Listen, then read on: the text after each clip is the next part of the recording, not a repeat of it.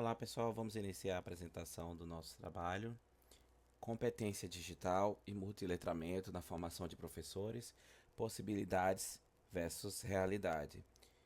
Esse estudo foi realizado no grupo de pesquisa de multiletramento em competências digitais da Uninter, orientado pelo professor Jefferson Ferro, coautor desse trabalho juntamente comigo, Tiago Bezerra, estudante da graduação do curso da licenciatura de Letras em Inglês e estudante do PIC. Então, só para contextualizar inicialmente, o que é que seria o multiletramento? O multiletramento, ele foi um conceito criado em meados dos anos 90 por um grupo de pesquisadores que se organizou, chamado o Grupo Nova Londres, certo? The New London Group.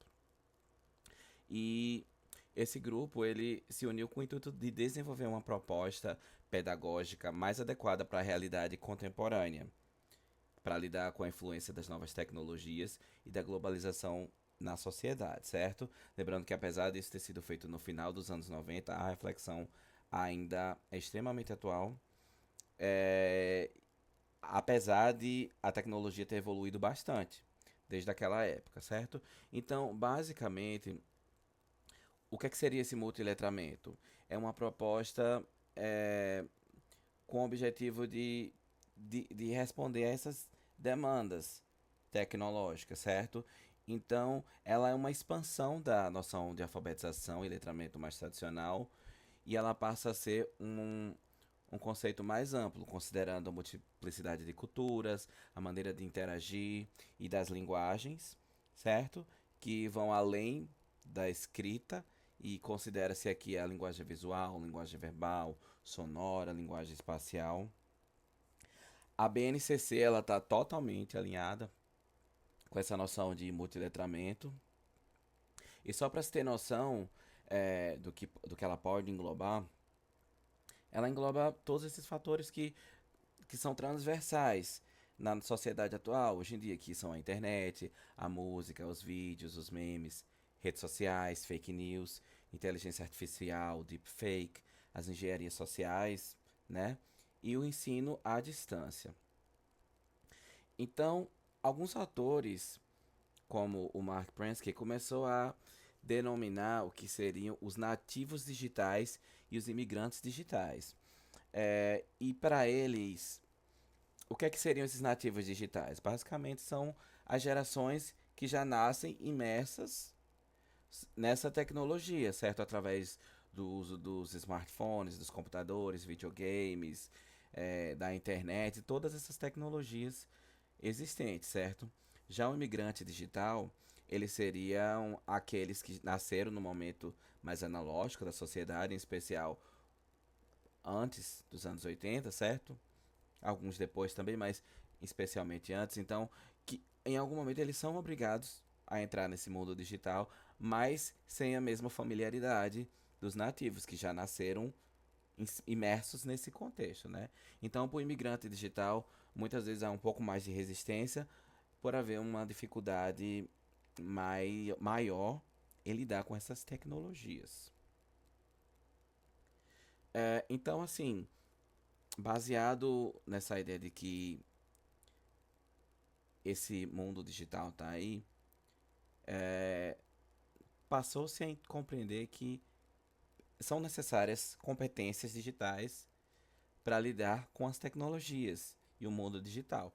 Então, houveram diversas tentativas de catalogar as competências digitais, mas aqui a gente vai focar numa que foi a mais relevante para o desenvolvimento do trabalho, que é o Digicomp Edu, o quadro europeu de competência digital para educadores, certo? Que é uma iniciativa da Comissão Europeia destinada aos docentes, desde o ensino básico até formação superior e profissionalizante, certo? Então, basicamente, o DigiCompedu ele propõe 6 grandes áreas, certo? Que seriam elas o envolvimento profissional, recursos digitais, ensino e aprendizagem, avaliação, capacitação dos aprendentes e promoção das competências digitais dos aprendentes. Essas 6 grandes áreas, elas são divididas em 22 competências, certo? Entre elas. E, além disso, existe um modelo de progressão entre essas competências, que ela é baseada no quadro europeu comum de referência de línguas, com 6 níveis. Aquele de cursos e idiomas, né, que tem o A1, A2, B1, B2, C1 e C2, certo? Então, só para se ter uma ideia aqui, o nível A1 para o A2 seria o nível de mais pouca familiaridade, no qual se desenvolve curiosidade. Do A2 para o B1, utilização mais significativa, mais variação. Do B1 para o B2, desenvolvimento de estratégias, diversificação. Do B2 para o C1, mais reflexão, partilha. E do C1 para o C2, mais crítica e mais capacidade de renovação, certo? Aqui são os 22 níveis listados aí.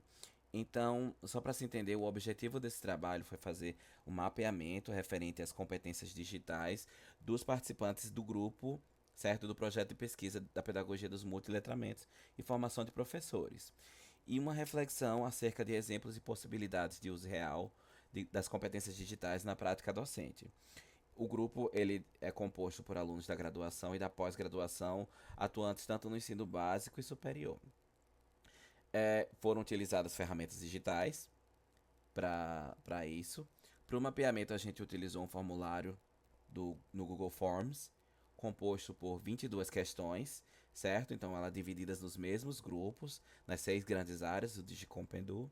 E cada uma dessas 22 competências, ela era um questionário em forma de múltipla escolha, cada uma descrevendo os 6 níveis, do A1 até o C2, e cada um se colocava onde achava que estava, certo?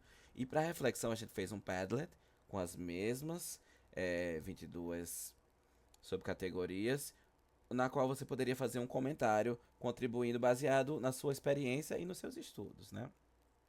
Então, só para passar bem rapidamente aqui pelo gráfico gerado pelo Google Forms, dá para perceber que as cores mais dominantes são a vermelha, laranja e verde, que é o A2, o B1 e B2, certo? São os níveis mais intermediários. Então, só para finalizar aqui, as percepções. Obviamente que o processo ainda está em andamento, a gente está acontecendo, mas foi possível perceber a dificuldade de mensurar as habilidades nas competências individuais devido à subjetividade. O grupo, de maneira geral, ficou ali no intermediário, de A1 até o B2, e as competências digitais mais relacionadas à parte pedagógica parecem ter mais relevâncias, por ser que são mais diretamente associadas com o ensino. Muito obrigado.